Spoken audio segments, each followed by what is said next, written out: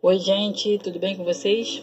Vamos dar continuidade às nossas aulas anteriores e hoje nós vamos entrar falando sobre a transformação na arte, né?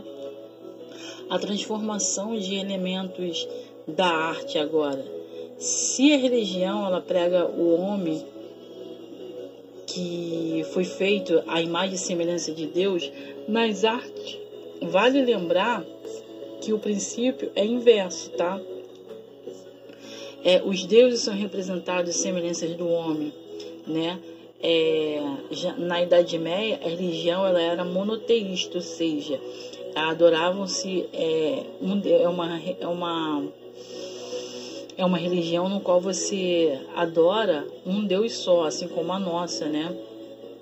Era o centro de tudo. A arte dessa época ela retratava principalmente temas religiosos, utilizando para catequizar o povo analfabeto, como eu disse para vocês nas aulas anteriores.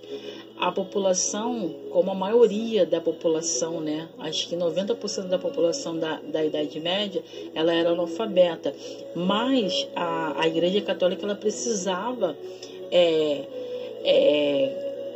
catequizar, né, a população. Então o que ela fez? Ela utilizou da arte para fazer com que pudessem representar a palavra cristã a essas pessoas, né?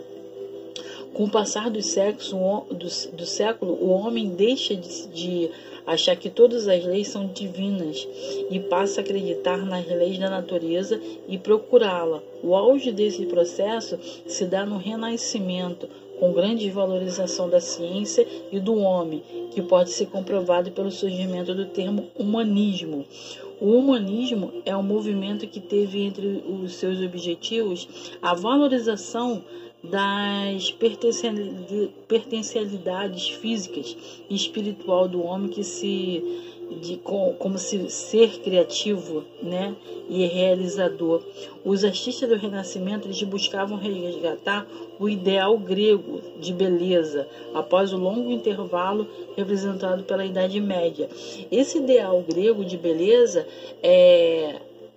na Idade Média, os gregos, né, por muito tempo, os gregos representavam a figura humana como um sinal de total beleza. Por isso que existe essa expressão, parece um deus grego, pelo fato deles representarem com grande realismo de beleza o corpo humano, né? O homem, como eu disse para vocês, ele sempre foi o centro da atenção e de pesquisa, né? De estudo para saber como se retratava. Um desses retratantes foi Rafael Cezanne. Rafael Cezanne nasceu na Itália em 1483. Ele foi influenciado por Leonardo da Vinci, seu grande rival, e Michelangelo. Rafael considerava muitas das suas pinturas uma história ocidental, né? Como seu temperamento amável. Ele era muito gentil, ele era muito simples. Então, essa riqueza de detalhes ela foi passada totalmente para as suas obras, né? Então, com o passar do tempo, as obras de arte elas começam a ter mudanças, elas começam a sair das academias e elas começam a ter uma mudança, começam a ter uma abordagem diferenciada. Essa proporção grega para as construções de figuras humanas, cada pintor ou escultor buscava seu próprio meio de expressão, sem obrigação de obedecer a um padrão representativo, né? A partir da arte moderna, que destrói o princípio das representações fiel da realidade, a arte ela é representação onde alcança uma liberdade jamais vista, ou seja, os pintores agora eles têm uma liberdade para criar, não precisa seguir padrões. Eles não precisam mais fazer com que seja esteticamente, né? Que um rosto seja perfeitamente igual ao rosto de uma outra pessoa.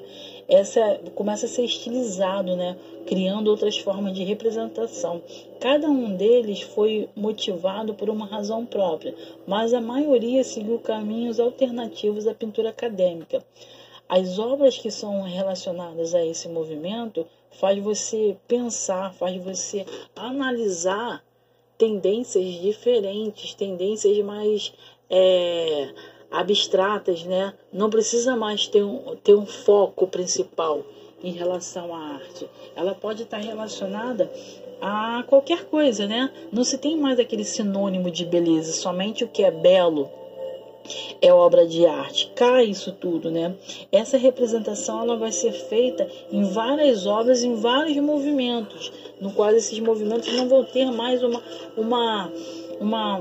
uma expressão artística, né? Por exemplo, no futuro, uma expressão artística que eu digo, uma expressão facial perfeita, tá bom? Porque a expressão artística, na verdade, sempre vai existir, né? A escultura e a pintura vão ser duas coisas que não vão ser exatamente iguais. Os pintores eles vão fazer, os artistas eles vão criar mais nitidamente suas esculturas, mas ao longo do tempo eles vão perder essa obrigação, né? A escultura e a pintura são linguagens artísticas diferentes, com características e qualidades próprias. Ao longo do tempo, as duas passam a buscar diferentes estéticas, né? Respeitando a linguagem de cada uma. Quase sempre elas são perseguidas por objetivos semelhantes. O futurismo ele tem muito disso, né? O futurismo ele traz essa tendência pós-guerra que faz com que os artistas ele tenham uma visão diferencial do mundo, né? Onde se aplica em vários outros elementos da arte. Quando chega na parte do Renascimento, os artistas eles começam a pintar mais assim, de uma forma mais humana, né? Ele começa a retratar as imagens mais perfeitas. Por quê? Porque agora vem a divindade, né? Usa-se, na parte do Renascimento, usa-se a parte mais da religião, a parte no qual vai se fazer a representação da imagem como realmente uma obra de arte e também um objeto de decoração. As esculturas e as pinturas elas fazem parte de objetos de decoração. Por exemplo, a Santa Ceia, muitas pessoas têm nas suas casas na sala de jantar, acima da mesa de jantar, né, onde se faz as refeições. Então essas obras essas pinturas, elas passam a ser, após o Renascimento, elas passam a ter um objetivo maior, que vai ser também de decoração, além da religião em si. Por isso que a religião está sempre lado a lado com a arte, né? Essas representações elas vão estar sempre feitas e quase que igualitárias, né? Uma representação que faz esse conceito seja cada vez maior, né? Já na correção, o livro está pedindo para que você fale qual das três pinturas, na página 62, elas são semelhantes, né? Vai ser uma resposta visual, você que vai me dizer. Mas, na verdade, elas são de momentos diferentes, mas em perspectivas iguais, né? Na segunda questão, na sua opinião, em quais aspectos ela se afastou da pintura acadêmica? Nessa forma de perfeição, não se precisa mais fazer nitidamente. Por exemplo, o Grito, de Eduard Munch, ele não tem uma feição humana, né? Ele tem traços humanos, mas nenhuma pessoa é como o Grito. E assim as outras obras também. Na página 64, está perguntando o seguinte: que característica comum você encontra nas obras?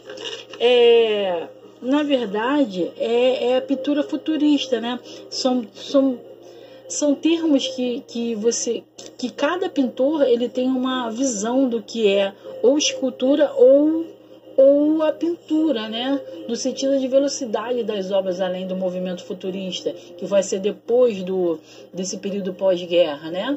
Você conhece o trabalho do artista futurista? Pesquise sobre os movimentos e suas principais características.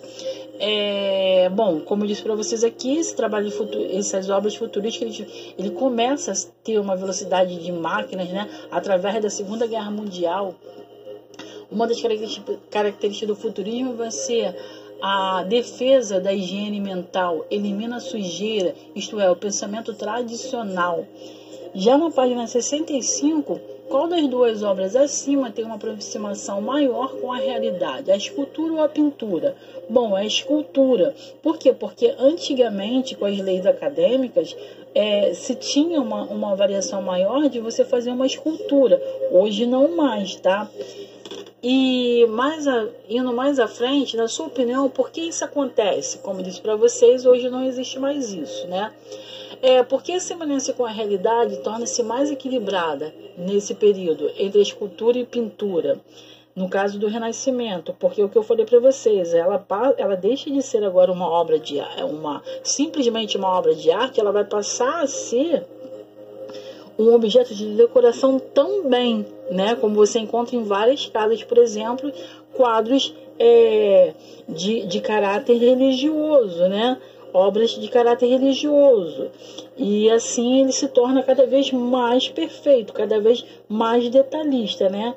Entre cores e formas. E, por exemplo, esse talhado no mármore, esse talhado na madeira, são todos feitos minuciosamente por Michelangelo. Ele era completamente apaixonado pelo que ele fazia, sem contar com aquela genuidade de delicadeza no qual ele fazia para esculpir, né, um mármore. Bom, pessoal, é isso, tá bom? Vou ficando por aqui. Eu estou com vocês na plataforma até o final de nosso horário, tá bom? Qualquer coisa é só me chamar, que eu estou aqui para tirar qualquer dúvida, tá bom? Perguntas é só me chamar. Beijo, meus amores, até a hora que vocês me chamarem.